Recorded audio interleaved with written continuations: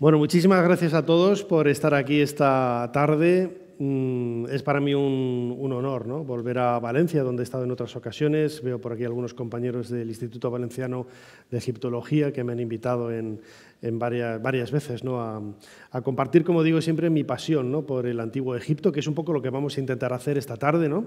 Muchísimas gracias al Ateneo Mercantil de Valencia y en especial a la figura de Vicente, que con sus amables palabras me acaba de presentar. Yo creo que sobraban la mitad de ellas. Pero bueno, todo lo que sean halagos y ese tipo de cosas. Bueno, pero en cualquier caso, muchísimas gracias, ¿no? El año pasado, ¿no?, creo que fue, ¿no?, durante el mes de noviembre hicimos una charla online sobre la piedra de Rosetta, el desciframiento de la escritura jeroglífica, y quedaba pendiente hacerla in situ aquí en Valencia. Tengo que pedir disculpas porque he estado retrasando varias veces la fecha, pues por motivos de viajes y este tipo de cosas, pero bueno, por fin los astros se han alineado y nos ha permitido que esta tarde esté aquí con todos vosotros, con todos ustedes, ¿no? El tema de la conferencia es cámaras ocultas en la Gran Pirámide. Pensemos ese gigantesco monumento construido hace casi 5.000 años, 230 metros de lado, 147 metros de altura. Algunos de los que hay aquí también en la sala han tenido la posibilidad de viajar conmigo a Egipto y han tenido la fortuna de disfrutar, ¿no?, de esos lugares maravillosos que cautivan a todos los viajeros, a todos los visitantes desde el mundo antiguo, ¿no? Y uno de ellos precisamente es la Gran Pirámide, ¿no? La Gran Pirámide entra dentro de ese conjunto de maravillas del mundo antiguo. Cuando se habla de la Gran Pirámide como una de las maravillas del mundo antiguo, realmente no es cierto, porque en esa lista de maravillas, de las mirabilia, de las cosas que merecían ser visitadas, que merecían ser visionadas y vistas en algún momento de la vida de una persona, estaban todas las pirámides de Menfis. No solamente la Gran Pirámide, sino las pirámides de Menfis, que son muchas más, ¿no? Sin embargo, lógicamente, la de Keops es la más grande, la Gran Pirámide es la más extraordinaria, no solamente por esas dimensiones que acabo de decir, 147 metros de altura por 230 metros de lado, sino por todo lo que hay dentro, lo que se conoce y lo que se desconoce, que es lo que más atrae, ¿no?, lo que más cautiva al visitante desde la antigüedad, ¿no? En el siglo V a.C., cuando Heródoto tuvo la posibilidad de caminar, ¿no?, por la meseta de Giza y transmitirnos en ese libro segundo, ¿no?, de la historia, dedicado a la musa Euterpe, en el que nos habla de Egipto, él iba describiendo, ¿no?, todo lo que le iban contando los sacerdotes que él tenía como guía, ¿no? Él se convirtió en una suerte casi de periodista, ¿no?, del mundo antiguo para relatarnos lo que él estaba viviendo en primera persona, ¿no? Y es muy curioso, ¿no?, porque él nunca entra a valorar si lo que le cuentan es cierto o no, si es verdad o no, si él cree una cosa u otra. Él siempre dice lo que le han dicho, dice, esto es lo que me han contado, ¿no? Y él habla precisamente que uno de los bueno, el emplazamiento en donde está enterrado Keops es una suerte de cámara subterránea rodeada de agua, es decir, nada comparado con lo que nosotros pudiéramos esperar de la Gran Pirámide, ¿no? Y esto es un poco lo que conecta, ¿no?, en los últimos meses ha salido la noticia de que un equipo japonés, lo comentábamos ayer en el vídeo en directo dentro de la pirámide, hablábamos de Yoshimura, Sakuji Yoshimura, este japonés, egiptólogo japonés de la Universidad de Waseda en Tokio, que está excavando. ¿Dónde tenía yo el mando? Me lo he metido en el... Ah, no, está aquí. Estaba excavando en un emplazamiento que es este que estoy marcando ahora, es este vacío que hay en la meseta de Giza. Esta es la Gran Pirámide, la que vemos aquí. La Esfinge está aquí, para que nos hagamos una idea. Esta es la pirámide de Kefren y esta es la de Micerinos. Lo llamativo de todo es que todas las pirámides tienen el cementerio, está en... Bueno, la zona considerada cementerio, en este caso, estos son familiares, estos son personajes de la administración, todo esto son tumbas. Esta, como digo, es la pirámide, el templo de la pirámide del templo de la Esfinge, la calzada de la pirámide de Kefren, la calzada de la pirámide de Keops se pierde por debajo de la aldea de Nazdel el Samán, y vemos aquí un espacio vacío que es el que ha llamado la atención de Yoshimura. Esta tumba gigante, todo esto son tumbas, cada uno de estos rectángulos es una tumba, y esta, que es la más grande de todas, la G4000, es la tumba de Gemiunu. Gemiunu tiene un título que es el jefe de los constructores del faraón Keops, y a él se le atribuye pues, el diseño de la Gran Pirámide, el método de trabajo, etcétera, etcétera, etcétera, ¿no? La existencia de este vacío, aquí, donde estoy marcando, es lo que hace pensar a Yoshimura que ahí puede haber algo.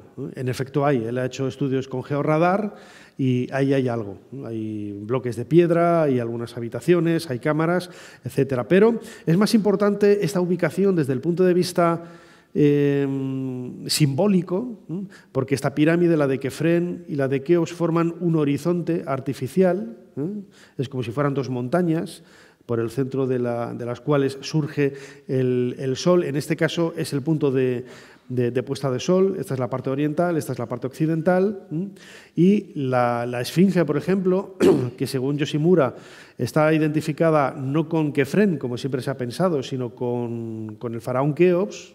Yoshimura no es el único que lo dice.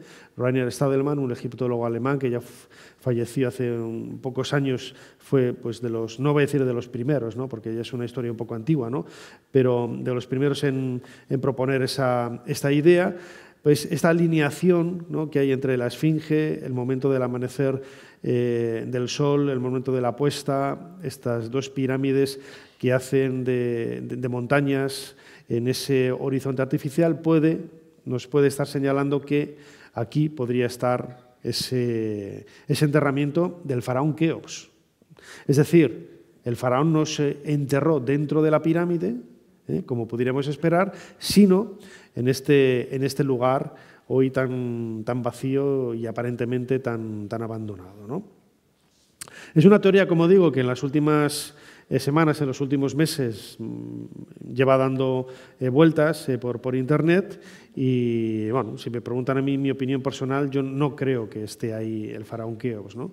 Porque no entra en la forma de pensamiento de los egipcios hacer un enterramiento en estas condiciones. Yoshimura dice que las tres pirámides pertenecen a Keops.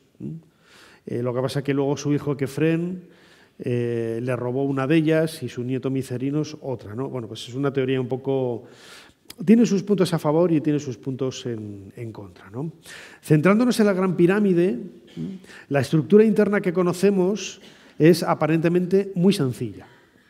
Como vemos, apenas tiene 3 habitaciones, que es el número 4 en la parte inferior, que vemos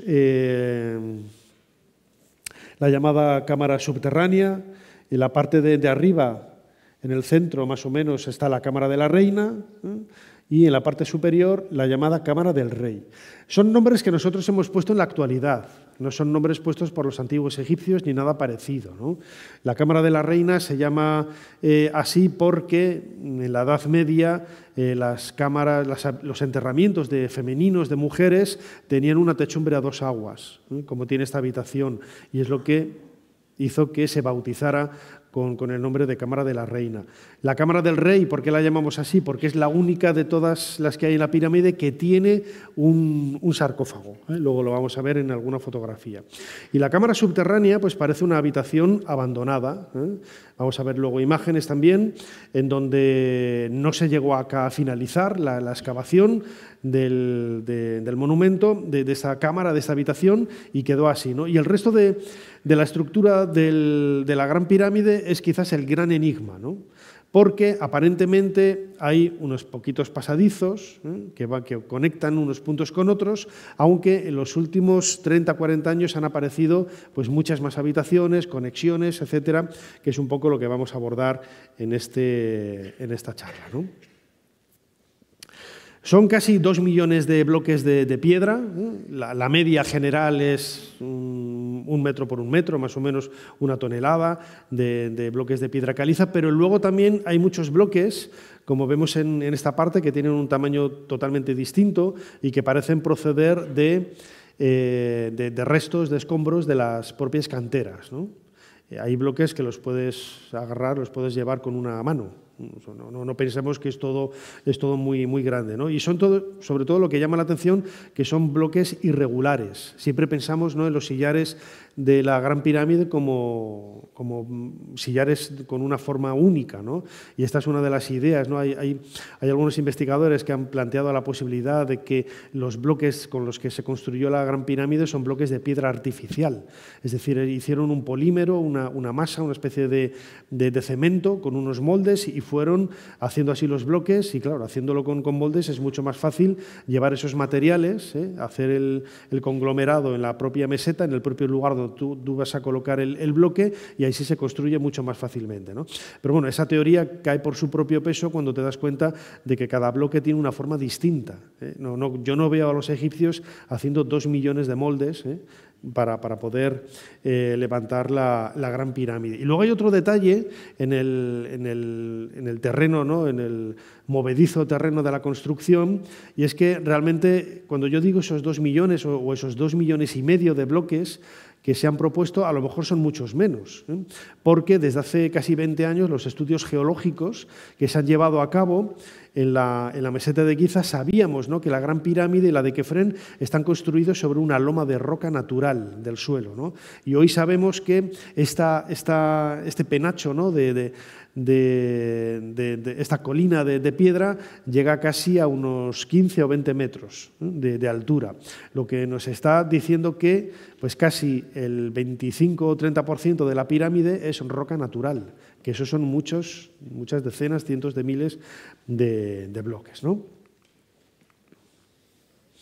Vamos a hacer un paseo por el interior de la pirámide. Hoy los turistas, los visitantes, entramos por la cara norte. Todas las pirámides tienen la entrada en la cara norte, salvo alguna excepción. ¿Por qué? Y ahí viene también uno de esos elementos estelares, ¿no?, que tienen las pirámides, ¿no?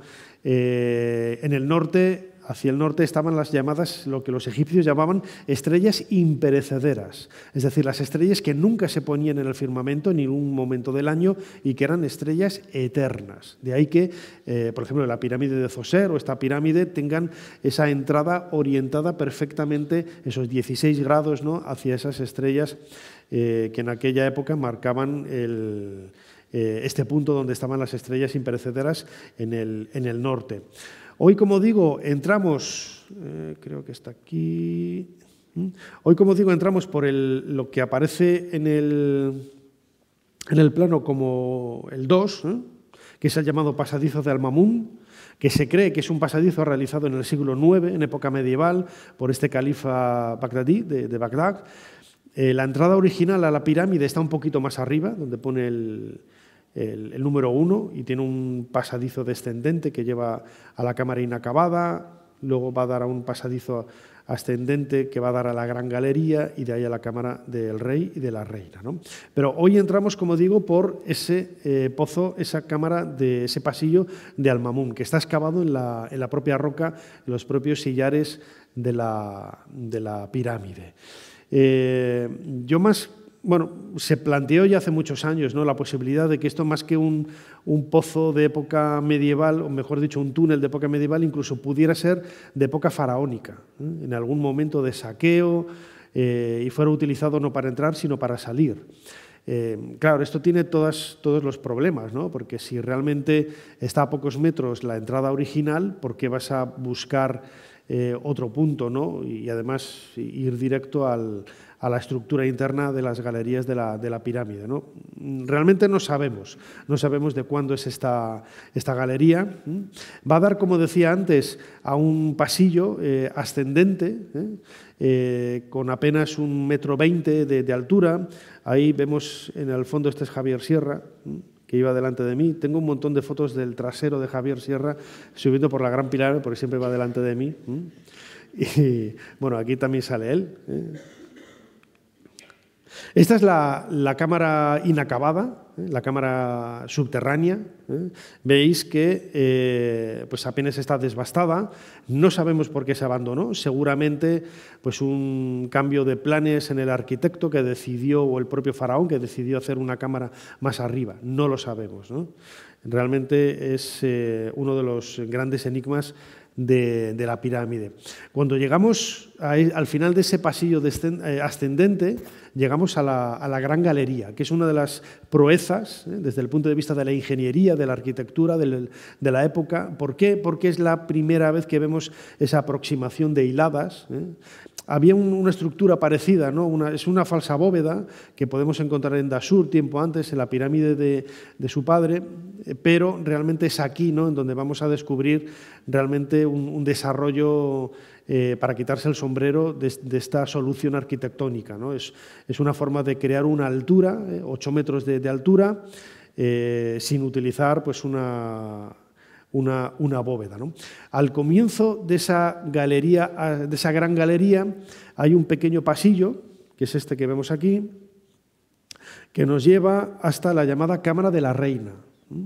Esa habitación que decíamos antes tiene tanto en la pared norte como en la pared sur unos agujeritos que son 20 por 20 centímetros, que es lo que vemos aquí. Esta es la pared norte, a nuestra espalda estaría la pared sur, que son los pasadizos que ya se exploraron en los años 90, luego hablaremos un poco más en detalle de ello, con un robot, y que permitió encontrar al final de cada uno de ellos una pequeña puerta, ¿no?, de 20 por 20 centímetros.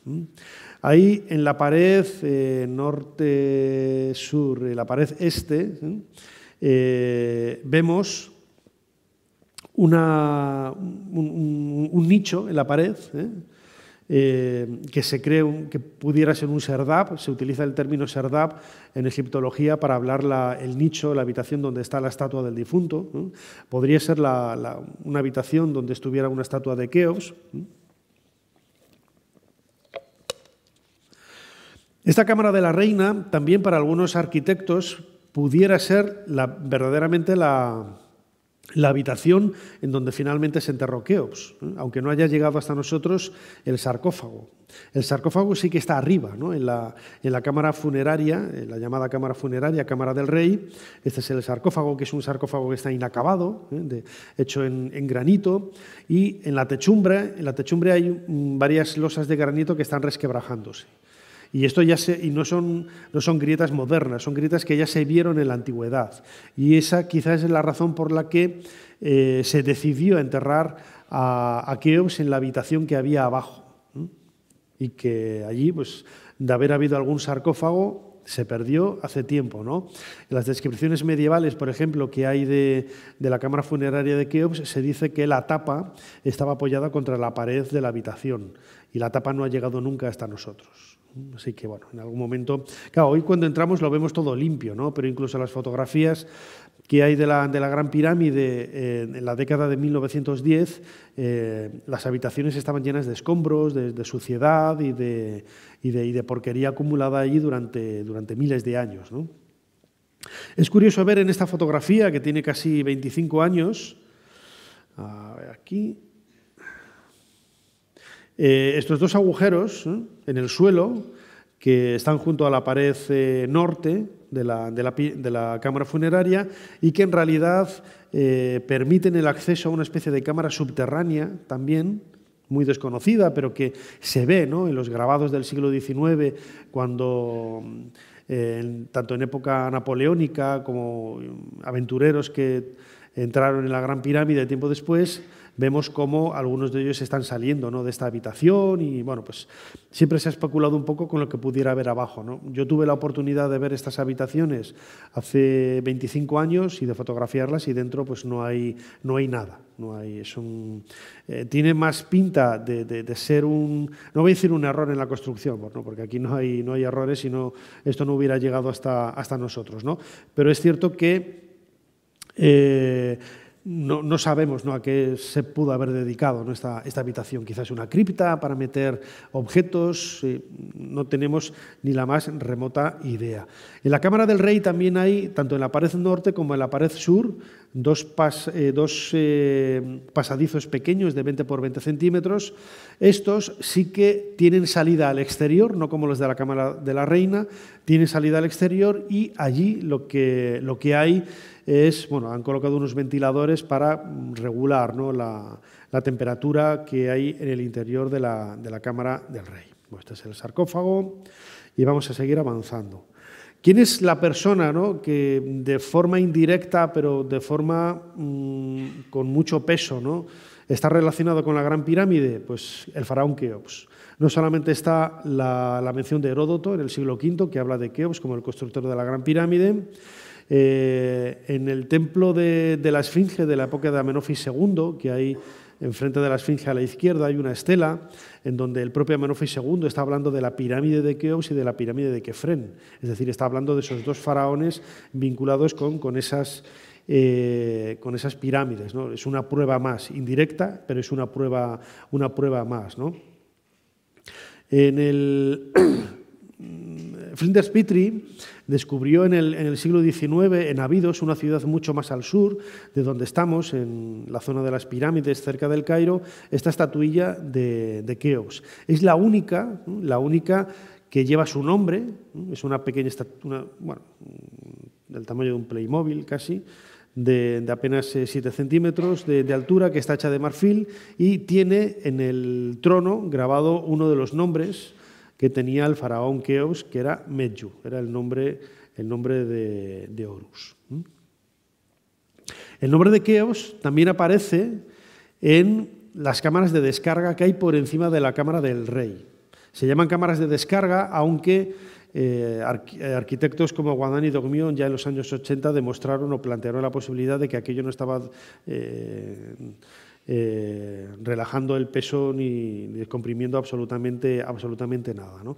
En cualquier caso, lo que encontramos son varias decenas de cartuchos. Se llama cartucho a este óvalo, ¿no?, que rodea el nombre de los faraones. Hay mucha polémica, bueno, polémica a mí me parece sin ningún sentido, ¿no? Se dijo que Howard Weiss, el inglés que descubrió estos cartuchos en la década de 1830, 1837, los falsificó para cubrirse de gloria y pasar a la historia de la egiptología, pero no, los cartuchos se ha dicho que si estaba mal escrito, que si había errores gramaticales, de sintaxis, y no hay absolutamente nada de eso, ¿no? La gente que ha dicho esto, pues decían también que algunos de ellos, que era en realidad el nombre del dios Hnum, el dios Hnum nunca va a tener el nombre escrito en un cartucho. O sea, decir eso es no saber absolutamente nada de escritura jeroglífica, ¿no?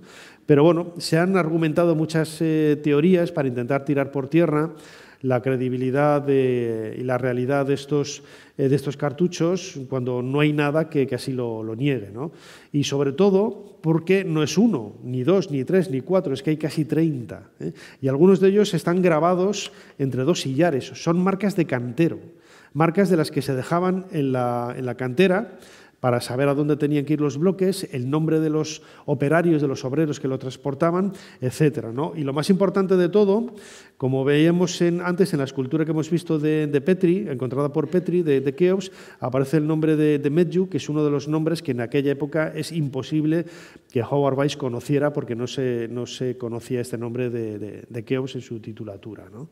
Entonces, bueno, pues hay muchísimos más argumentos a favor que en contra. Bueno, en contra realmente yo no conozco absolutamente ninguno, ¿no? Hace 10 años, ya 11, aparecieron en Wadi el-Jarf, en el Mar Rojo, los llamados papiros de Wadi el-Jarf, en donde es el papiro más antiguo de la historia, y es un diario de Merer, uno de los capataces que trabajaba en la construcción de la Gran Pirámide. Y él habla del traslado de bloques de piedra desde las canteras de Tura, que es una cantera que hay cerca de la meseta de Giza, hacia la meseta para trabajar, para ser colocados, aquí lo vemos, en el horizonte de Keops, Ajet Hufu. que es el nombre que recibía la pirámide en la antigüedad. En estos papiros se nos habla de la cantidad de operarios, del número de bloques de piedra, de trayectos. No se nos dice ni cómo se subían, ni cómo se llevaban, ni nada, ¿no? Pero sí que hace es una contabilidad, como si fuera una tablilla Excel, como vemos, de este tipo de trabajo de la cantera. Luego hay otro detalle que también es relativamente desconocido, es muy conocido, pero hay que leer un poco. Es otras marcas de cantero que han aparecido en la Gran Pirámide, en este caso en el exterior, ¿no? Y que no las descubrió Howard Weiss en el XIX, sino que aparecieron ya a mediados del siglo XX, ¿no? Bueno, pues aquí tenemos una de ellas. La mayor parte fueron registradas y se han borrado, son difíciles de encontrar porque claro, tanto la erosión, el paso del tiempo, ha acabado un poco con ellas, ¿no? Pero vamos al meollo, ¿no? Hemos hecho una pequeña introducción de la historia de la Gran Pirámide, de los misterios relacionados con su supuesto constructor, tanto Gemiunu como Keops. Antes lo decía, ¿no? Esta es la cara norte, esta es la entrada original de la pirámide, con ese pasillo descendente que lleva a la cámara subterránea, por donde entramos ahora los turistas. La galería ascendente, el pasillo que lleva a la Cámara de la Reina, la Gran Galería, la Cámara del Rey con esas habitaciones de descarga y con el número 10 esos pasadizos que parten en este caso de la pared sur hacia el exterior, de la pared norte hacia el exterior de la Cámara del Rey, y en la Cámara de la Reina esos pasillos iguales pero que no llevaban al exterior. En el caso de la Cámara de la Reina, antes lo veíamos, estas portezuelas aparecieron también de forma casual, hay que tener un poco de ojo para verlo, ¿no? Wyman Dixon, un explorador en el siglo XIX, en 1872, vio que la cámara superior, la Cámara del Rey, tenía estos dos pequeños agujeros, ¿no? Que es de la altura de una botella, no creemos que son 20 por 20 centímetros, no creemos que tiene más, ¿no? Y sospechó que en la habitación de abajo también podría haber algo parecido. ¿Y qué es lo que hizo? Fue por la pared, tocando, y donde notó que ahí había hueco, cataplum. Rompió y efectivamente dio con tanto en la pared norte como en la pared sur, con estos pasadizos que ahora pues, los gafires, los cuidadores y trabajadores que hay allí se dedican a utilizarlo de papelera, como vemos. Estos, en la década de 1910, dos hermanos, John y Morton Edgar, hicieron este trabajo, que es interesantísimo. Ahí vemos un poco cómo estaba la Cámara de la Reina, por ejemplo, pues muy sucia, llena de pintadas, de grafitos, con escombros por todas partes. E hicieron pues, una pequeña exploración de estos pasadizos utilizando unas varas metálicas que siempre se había pensado que las había metido por ahí Wyman Dixon, intentando saber hacia dónde llegaban, pero seguramente fueran los hermanos Edgar en su visita en la década de 1910. Wyman Dixon encontró, al romper esa portezuela de piedra caliza que cubría el acceso al pasadizo norte, encontró tres cosas. Encontró una bola de dolerita pequeña, que es del tamaño de un poco más pequeña que mi puño, un arpón metálico de cobre, y encontró también una regleta de madera. Él intuía que era una regleta de madera, ¿no? Estos objetos estuvieron perdidos durante muchísimos años.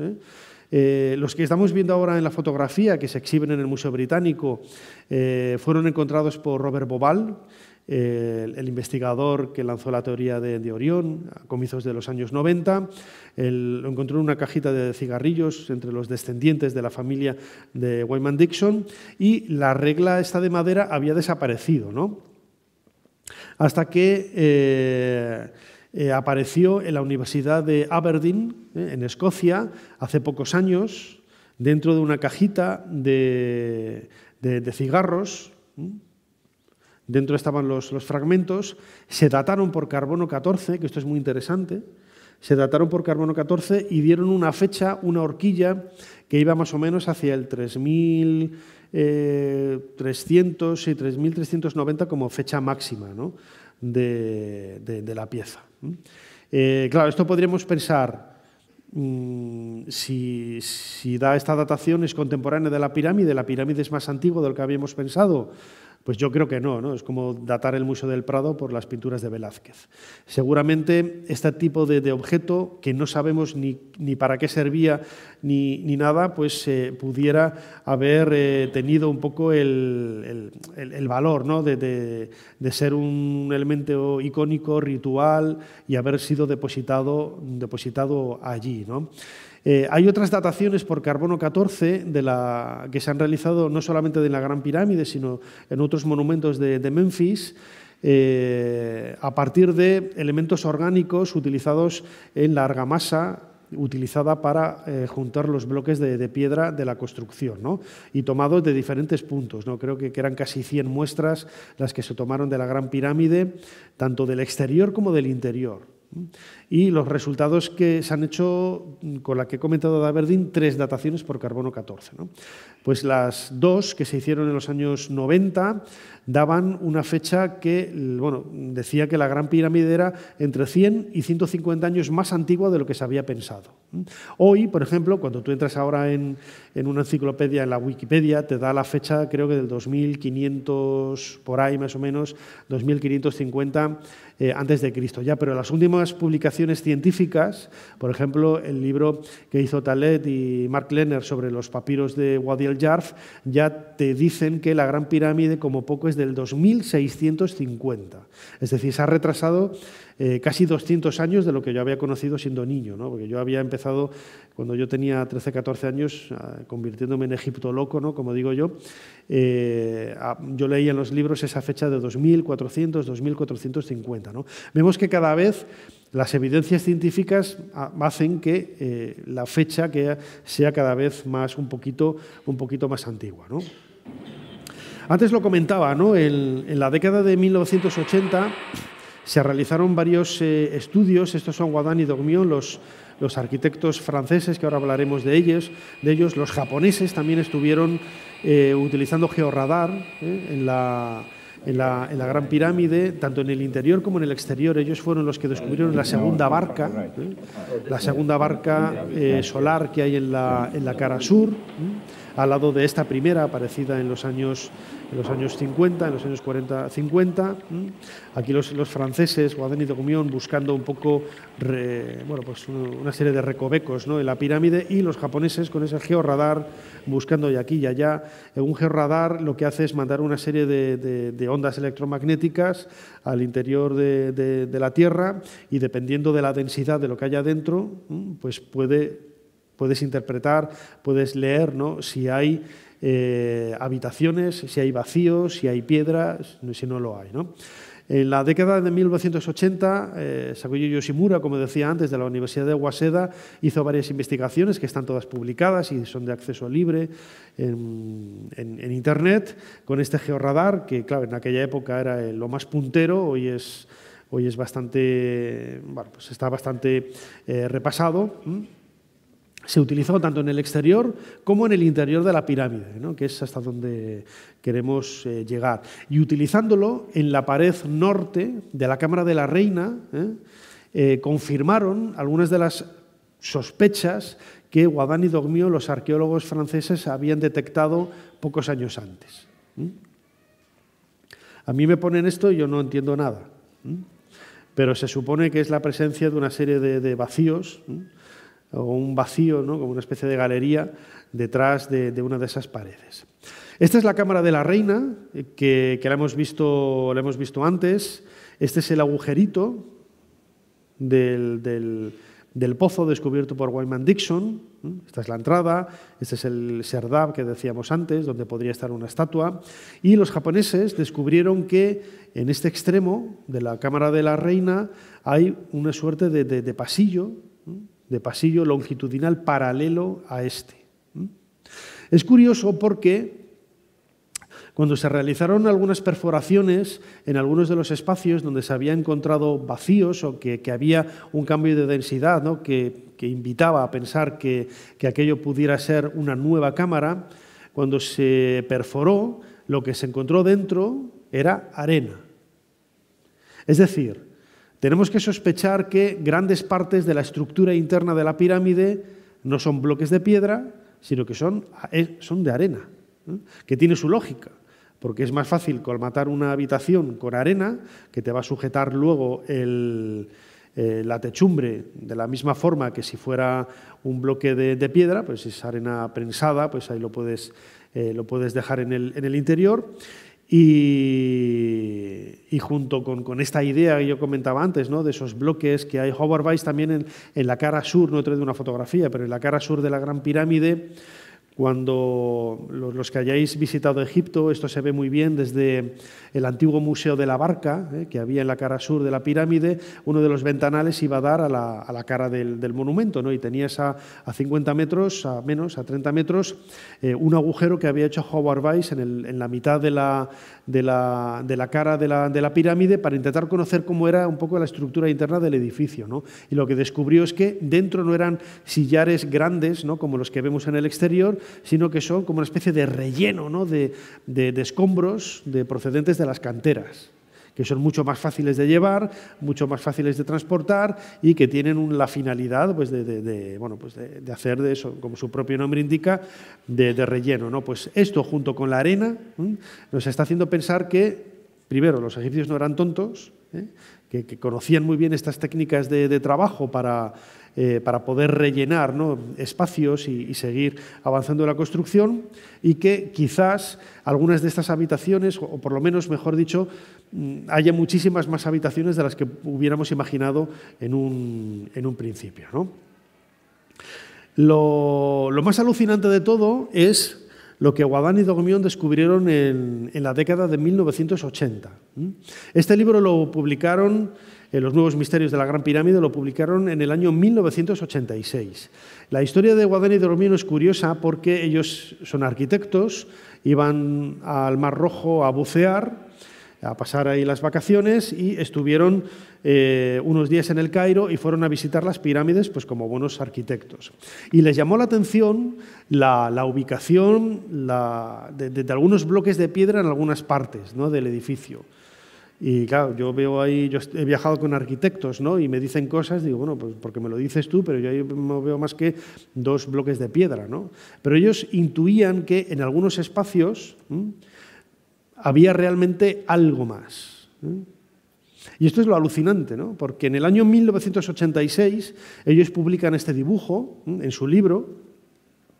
Es la entrada original de la pirámide, con esa entrada en la cara norte, con ese corredor descendente, y por la ubicación, la colocación de las placas de piedra que hay ahí, yo no, por más que lo leo, no entiendo cómo, intuían que había un corredor. Lo vemos ahí, supuesto corredor, por detrás de esa entrada original. Aparece hace casi 10 años el proyecto Scan Pyramids. Scan Pyramids es un proyecto japonés, francés, que utiliza una técnica muy novedosa de muones. Los muones son unas partículas cósmicas que llegan automáticamente desde el cielo, atraviesan la atmósfera, llegan hasta la Tierra, y si tú sabes la velocidad a la que atraviesan ciertos elementos, como la piedra caliza, y colocas placas para leer la cantidad de muones que llegan, puedes deducir dónde hay espacios vacíos o dónde no. Y esto es lo que hicieron ellos. Colocaron placas de lectores de muones en este pasillo descendente, y siguiendo un poco la pista, ¿no?, que les había dejado Guadán y Dogmión, como ellos reconocieron,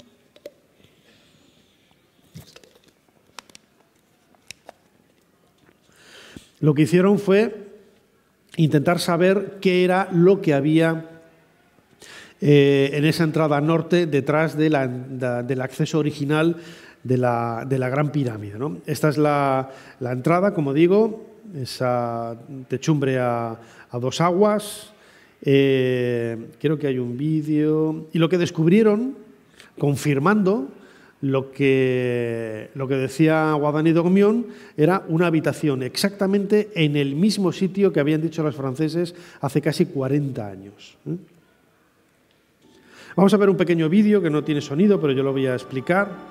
El proyecto Scan Pyramids nace pues hace prácticamente 15 años, ¿no?, para intentar conocer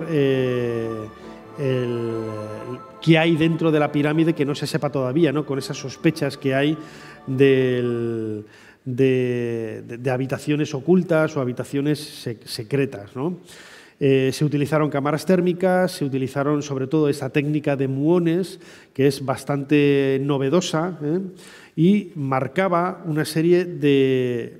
Vemos ahí, ¿no?, esa interrogación. Estas son las placas que leen los muones, son placas muy sensibles, que hay que llevarlas con una temperatura, con una forma determinada, y lo que detectaron era esa presencia, ¿no?, de ese vacío, donde habían predicho hace casi 40 años Guadán y Dogmion. ¿Qué es lo que hicieron a continuación? Pues utilizar una sonda. Metieron primero un tubo de estos como que se utiliza en las obras, que es esto que vemos alrededor, en las obras para meter los cables, y por dentro del tubo metieron luego la cámara. La cámara que va por un cable denso, y llegaron a la habitación que vemos en las fotografías, que vemos en las imágenes, ¿no? Como digo, confirmando lo que había predicho Guadán y Dogmion hace casi 40 años. ¿Para qué sirve esta nueva habitación?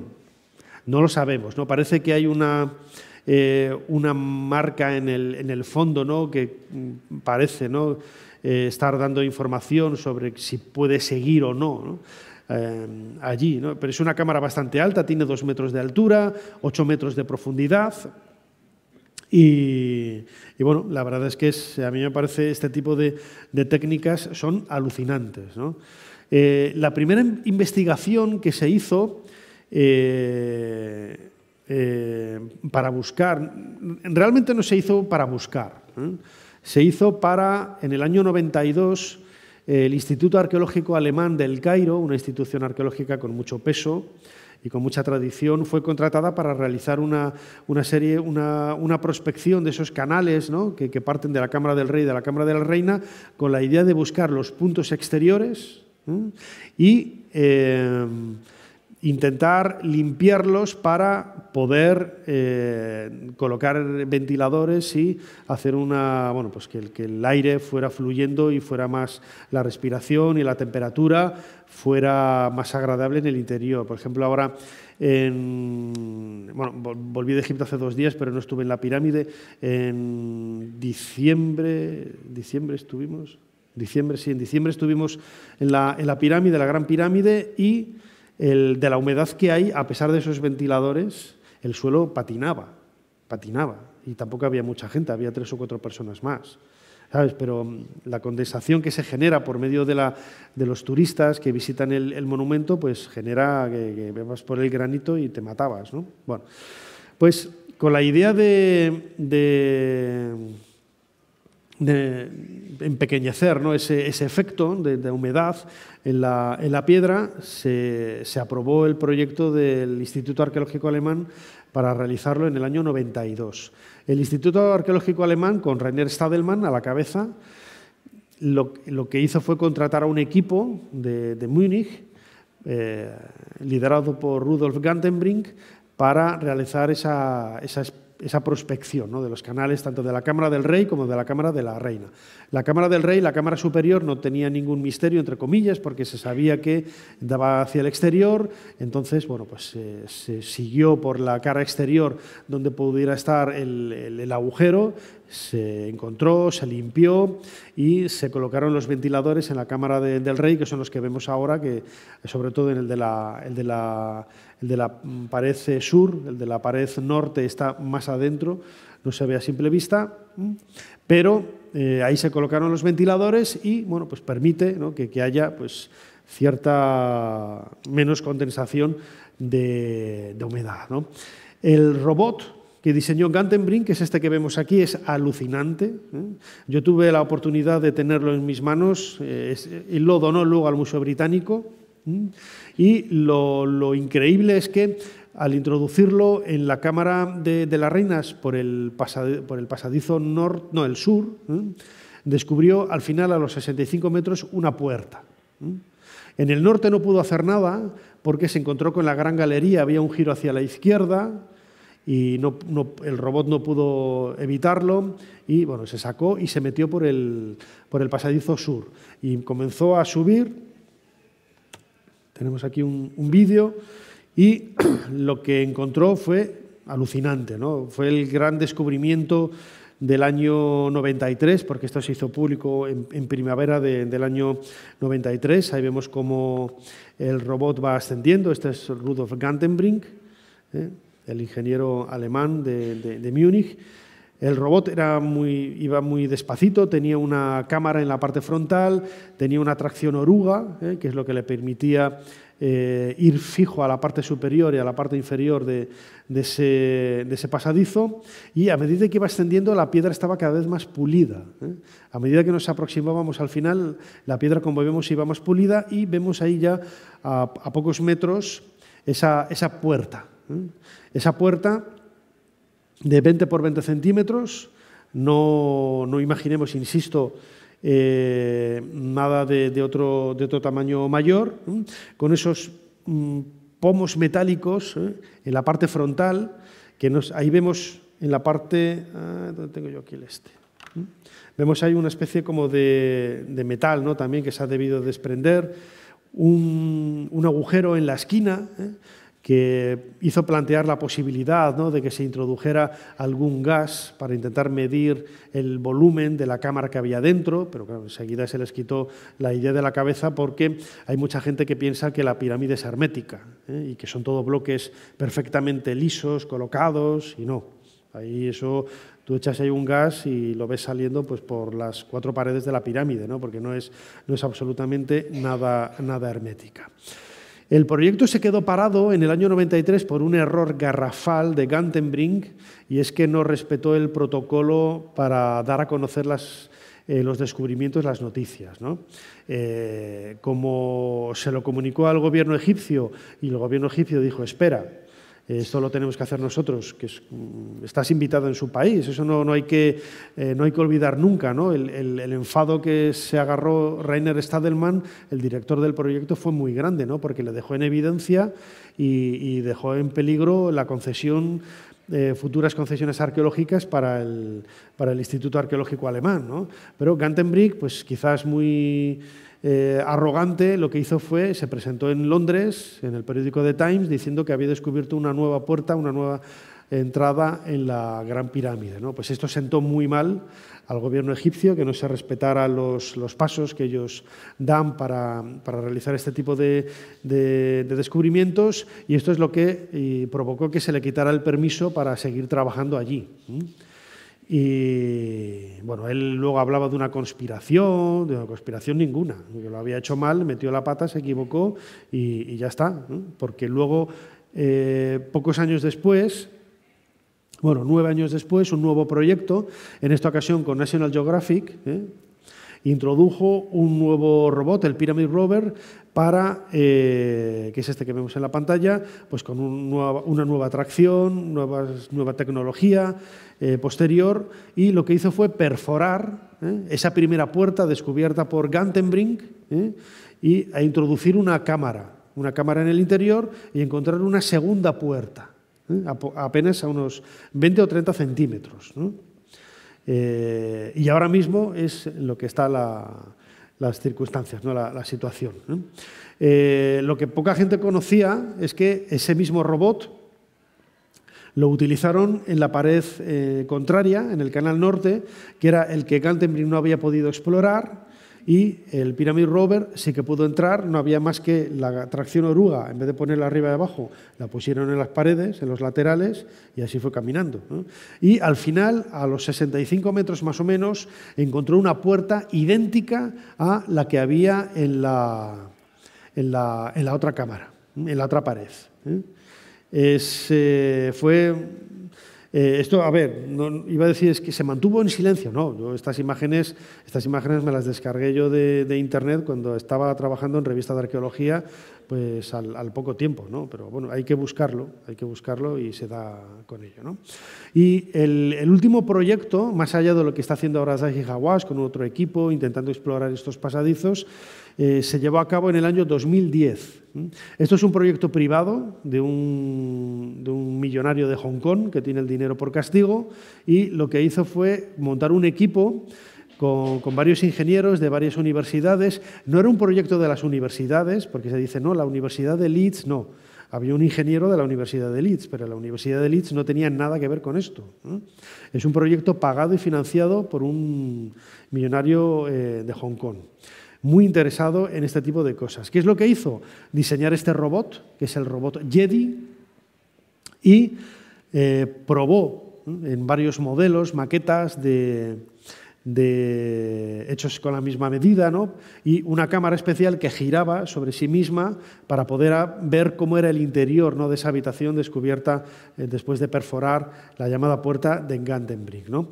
Aquí hay una fotogrametría, bueno, porque esto es lo primero que se hizo en su momento, que era de muy mala calidad, marea un poco verla. Vamos a ver ahora unas imágenes de vídeo mejores, pero en el proyecto Jedi también hizo un metraje muy sofisticado e intenso del pasillo norte. Y encontró esto que vemos aquí, ¿no?, a unos 18-20 metros, después de que el pasillo sube, gira hacia la izquierda, bordea la gran galería y sigue subiendo, encontramos esta oquedad que va a dar hacia la derecha. Aquí vemos algunas de las varas metálicas que llegaron hasta aquí, empleadas por los hermanos Norman a comienzos del siglo XX.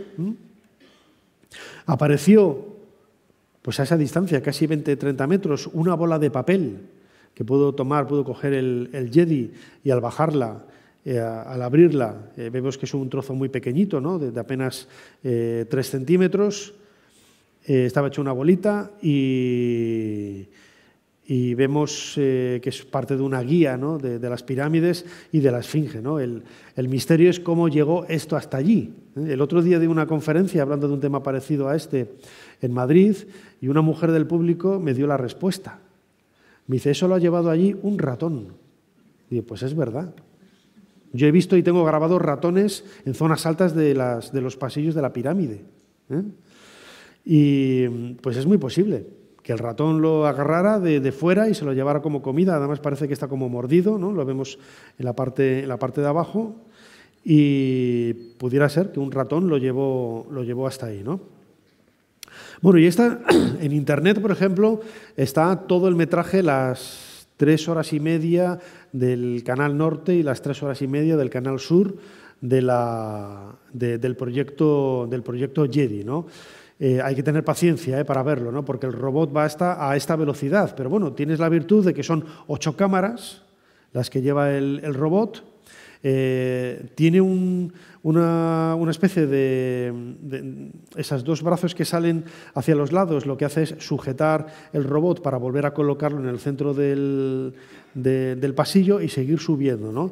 Y va avanzando, como digo, tiene 8 cámaras que permite una visión completa del espacio por donde va accediendo, y es una verdadera joya.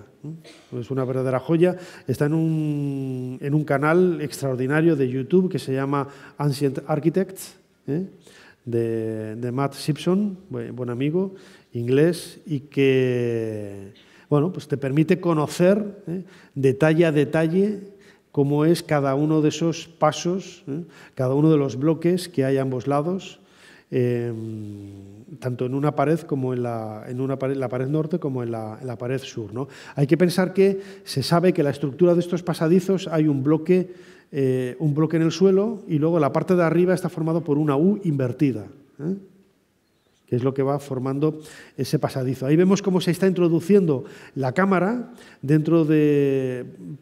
traspasando esa puerta de Gantenbrink, y ahora vamos a ver que empieza a girar para ver qué es lo que hay alrededor. Lo más llamativo de todo es que no solamente tienes una visión perfecta del volumen de la habitación, es una pequeña habitación, pues tendrá 20 o 30 centímetros de profundidad, y ves, aquí ya lo vemos a la derecha apareciendo una línea roja, muy parecida a las que vemos en otros lugares de otras pirámides, seguramente una referencia para marcar una línea recta hecha por los canteros, mejor dicho, los constructores. Vemos la parte de atrás de esa losa que veíamos en la parte frontal con dos pomos metálicos. Vemos que son dos ganchos que se tuercen sobre sí mismos, y algunas marcas de cantero muy pequeñas, las vemos aquí a un tamaño aparentemente grande, pero en realidad tienen 1 centímetro. Son muy pequeñitas, son unos jeroglíficos que seguramente sean unas marcas de cantero dejadas por los constructores en aquel momento, ¿no? Este es el suelo, estamos viendo el suelo y la pared derecha de esa cámara.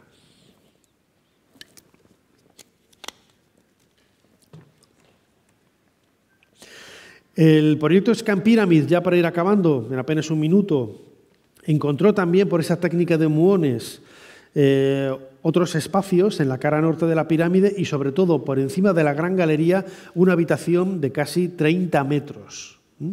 Un vacío de casi 30 metros, ¿no? El nombre de Yedi viene de un papiro, el papiro Westcar, que es un papiro mágico, en donde uno de los protagonistas de uno de los relatos es Yedi, que es un mago, ¿no? En este papiro se hace referencia a que Yedi era conocedor del número secretos que tenía el santuario del dios Thoth. Y Keops lo hizo llamar a su corte para que le contara cuál era el número secreto de esas habitaciones que él quería replicar precisamente en su pirámide. Algunos de vosotros me habéis dado antes para que os firmara la pirámide blanca. Bueno, pues ahí cuento un poco la historia de Yedi, ¿no? Y quería acabar con esta estela. Es una estela de un escriba de época ramésida, hacia el 1100, grosso modo, antes de Cristo. El escriba se llama Montuher y hace referencia, aquí lo vemos, a Horem Ajet, Horus en el horizonte, el dios grande, señor de los horizontes, etc. Aquí vemos la esfinge, tal y como estaba en la antigüedad. Seguramente tenía delante una figura, el nombre hecho por el escriba. Bueno. Y lo que llama la atención es estas dos pirámides que vemos aquí. Es la primera representación, ya en época antigua, de las pirámides de Keops y de Kefren.